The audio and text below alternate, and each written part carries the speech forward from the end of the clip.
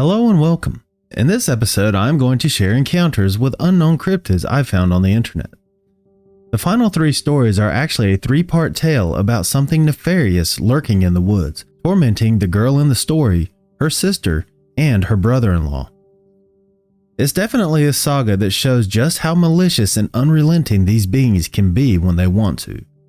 I know this isn't the case for all of them, but in this story, this creature definitely seems to have evil intentions. Alright, on to the stories.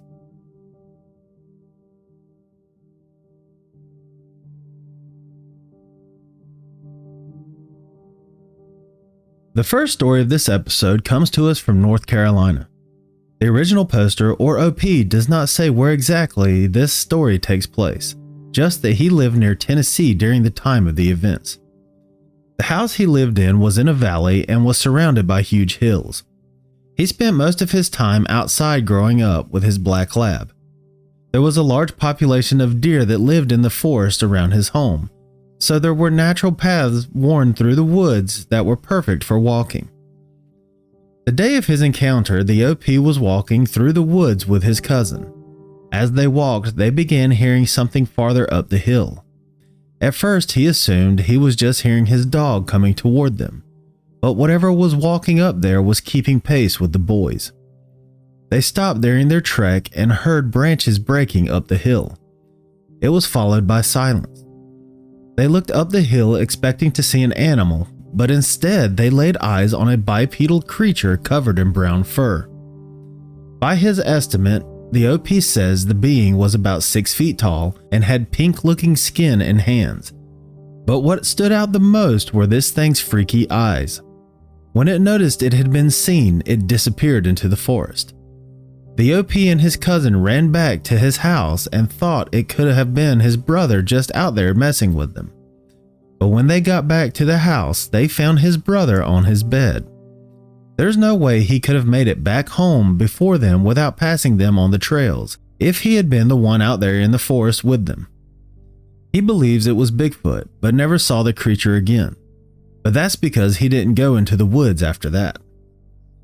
He says he has seen a lot of stuff in the woods near his house and that he keeps blackout curtains on the window in his room because it faces where they entered the woods that day. He hears a lot of weird noises too, and his dogs are always barking at something in that area.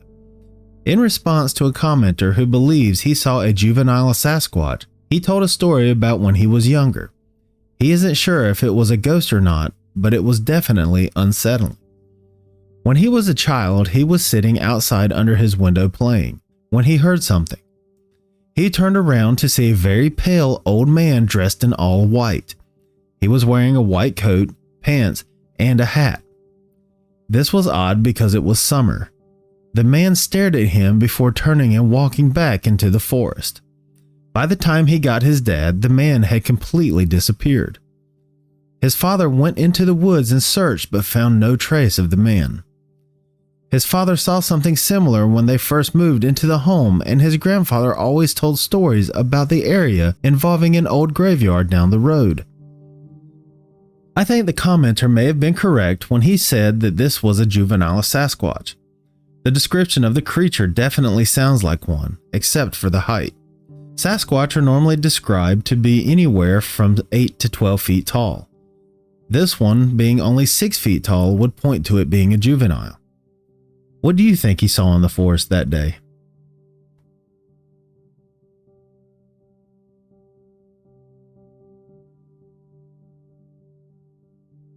The next 3 stories were all posted by the same person, with the second and third stories being updates and/or continuations of the original.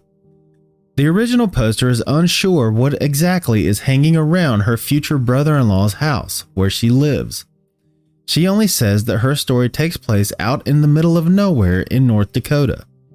They live approximately 10 miles from town, and their closest neighbor was a mile away. Her sister would visit on the weekends and planned on moving in when her lease was up in her apartment. She does point out that they are Native American, which becomes important later on in the story. The occurrences began happening a few days before she posted the first part of her tale, with someone repeatedly saying hello at the front door. The OP was about to open the front door when her brother-in-law told her to stop. He looked out the window and she followed suit to see no one standing there. He told her to ignore it if she heard it again and not to open the door unless she could see someone standing there.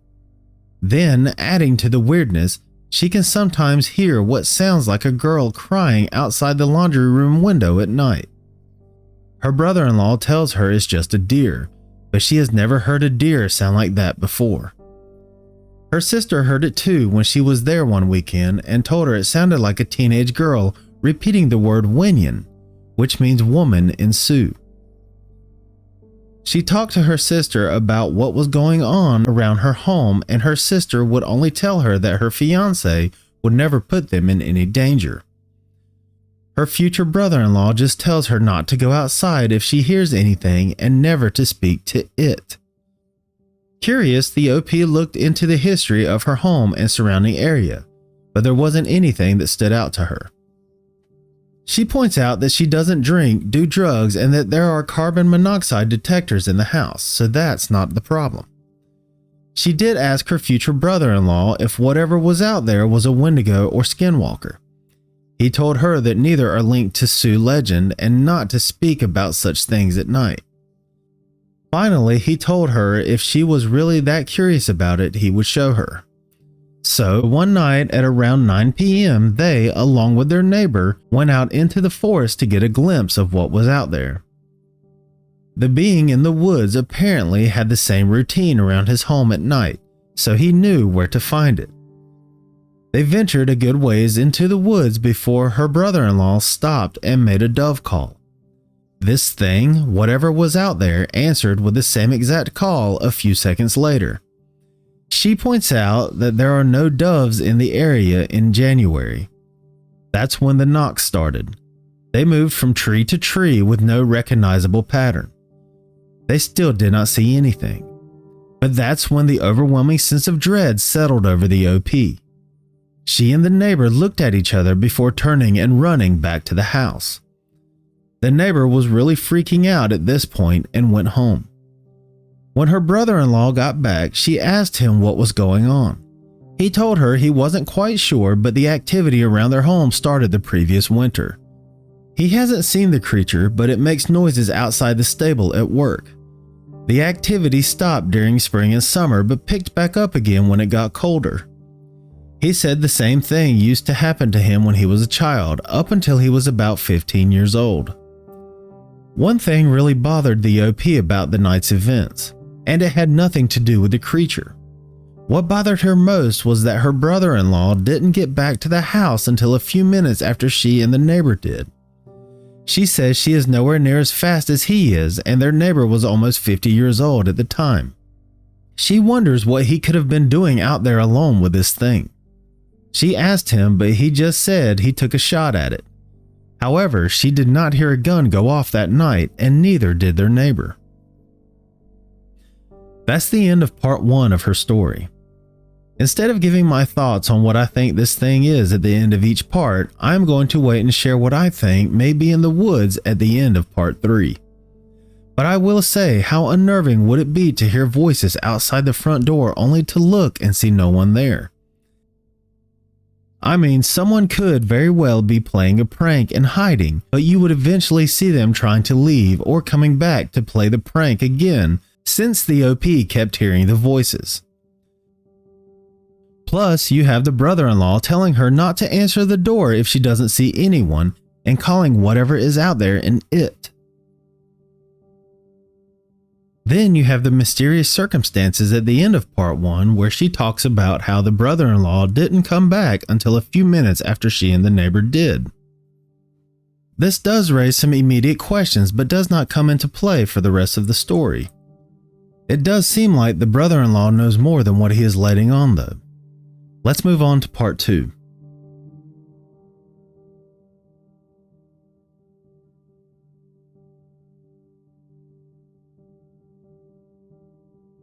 Part 2 of the story picks up not long after the first part leaves off, with it being winter.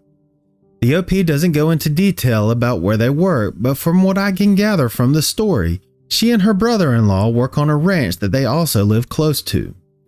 At the beginning of part 2, they are working on the ranch, moving sheep from one barn to the other after the roof collapsed in the one they were in. There was snow on the ground at this point, making the task harder than it would have been otherwise.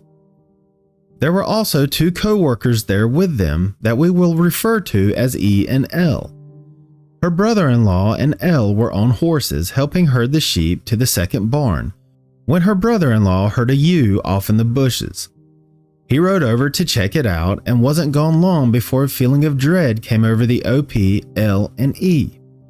L decided to go check on the brother-in-law, so he did just that while the OP and E continued moving the sheep. Moments later, they hear a horse frantically neighing and screaming before the brother-in-law and L come busting out of the trees on the same horse in full gallop. The horse L had previously been on was right behind them. Apparently, when the brother-in-law went in search of the perceived lost ewe, a sense of dread came over him as well. That's when L showed up, but his horse promptly bucked him off, which was out of character. The fall resulted in L breaking his arm and the feeling of dread growing stronger. The OP's brother-in-law helped L onto his horse and they got out of there. Later at the hospital, the OP met L's father, who had also been looking into what was going on around their home and the ranch. He found out that in the 1860s, a Dakota man shot and killed 2 Pawnee scouts near the house and/or ranch. He believes that the Pawnee people seek revenge for what happened to their scouts and have sent evil spirits to haunt the land. He also believes that the OP and her brother-in-law are being targeted because they are Native American.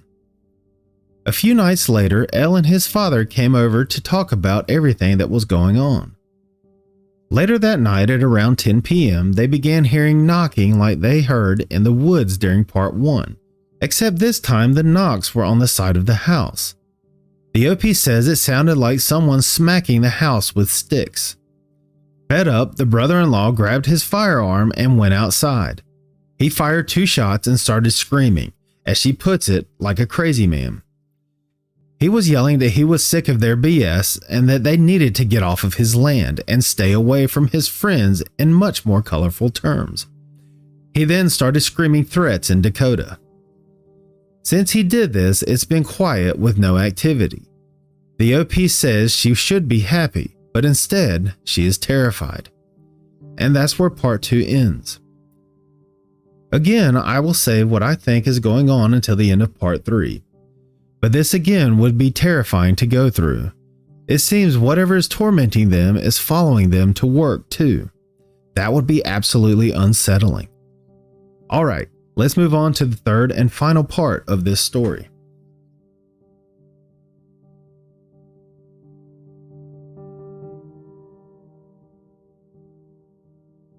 The final part of this story picks up 4 days after the OP's brother-in-law went outside, shot, and yelled at whatever was knocking on the side of their house when the activities surrounding their home started back up. The brother-in-law had cracked his right thigh bone. The roof of the sheep barn collapsed and fell on him. The OP doesn't say if she thinks it is related to the creature lurking in the woods. Her sister moved in with them and now lives there with them full time. A few days after the activity started again, their neighbor, the one from part 1, came over with his 10-year-old daughter. He was mad and she was crying. He unfortunately found out that his daughter had been leaving food out for the being in the woods. The neighbor then turned his anger on the brother-in-law and demanded to know what was out there. The OP told him what Elle's father said about the vengeful spirits, but her brother-in-law told her not to listen to any of that, because what was out there was far more dangerous. He believes it's a dogman or a shapeshifter of some sort. This is when he relays what happened to him as a child up until he was about 15 years old, as previously stated in part 1 of the story. He would go camping as a child and felt like something was there watching him, waiting for him to get too far away from camp so it could grab him. He would hear crying just outside the campsite and thought it was the creature trying to lure him away. The OP said it could just be a wolf or mountain lion, but the brother-in-law insists that it isn't. He has seen both in the wild and this is something else. And whatever it is definitely predatory. The neighbor's daughter asked how they could get rid of it, but the brother-in-law told her that they were unfortunately stuck with it as he did not know how to get rid of such a thing. The only reason he got rid of whatever was stalking him at his campsite when he was a child was that he and his family started camping elsewhere.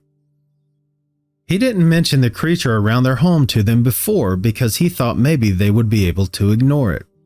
However, that turned out to not be the case. The OP does mention that, on the bright side, it does seem to be afraid of guns and fire. In 2 small edits to her story, she mentions that they heard a gunshot in the distance, and when they called their neighbor, he said he saw the creature and took a shot at it. They were 100% convinced it was a dogman or a shapeshifter and definitely not a natural creature. The second edit details that they made it through the night without incident. Unfortunately, that is where the story ends, and the user who posted it has since deleted their account, so I can't check to see if there were any further updates. If I come across any that weren't linked to these stories, I'll be sure to share them. As for what's lurking around their home and work, it sounds like it could be a cryptid or an evil entity. Like Ella's father pointed out in part 2, this could be the work of something to avenge the Pawnee Scouts killed in the 1860s. Again, he believes they are being targeted because they are Native Americans living on the land. However, this does sound like cryptid behavior, and the brother-in-law seems to be the target for these beings based on him having trouble with one when he was a child. But the events of this story and the described behavior and activity makes me think it isn't just one cryptid. I think there are more than one out there. While reading this, the ones that came to mind were Wendigo, Sasquatch, Dogman, and Skinwalker. The behavior and actions of this being or beings could also fit other cryptids as well. The knocks fit with the Sasquatch, and I've recently learned that they can also mimic voices. The slapping of the side of the house fits with Sasquatch and Dogman. I've heard stories where they both do this. The mimicking of voices in animals also points to Wendigo and Skinwalkers. The feeling of dread usually accompanies all cryptids in situations like this where they seem to be malicious. This is certainly one of the more unnerving stories I've come across. I hope whatever was tormenting them has moved on and all parties involved are doing alright. What is your take on this story? Any guesses as to what could be lurking around the OP's house and the ranch where she works? And that's going to do it for this episode. I hope you enjoyed these stories. If you'd like to hear more stories like these and other types of cryptids, make sure to subscribe to the channel. If you want to send me your story, I'd love to read it. My email is wolfwhocriedcryptid@gmail.com. I will also put it in the description below. With your permission, I may want to use it in an episode. Even if you'd prefer that I didn't share your story on my channel and just want someone to listen, email me. We can privately talk about your encounter. And please remember to keep it civil in the comments section. No one deserves to be ridiculed whether they believe or not. Thank you for listening. I'll catch you at the next episode.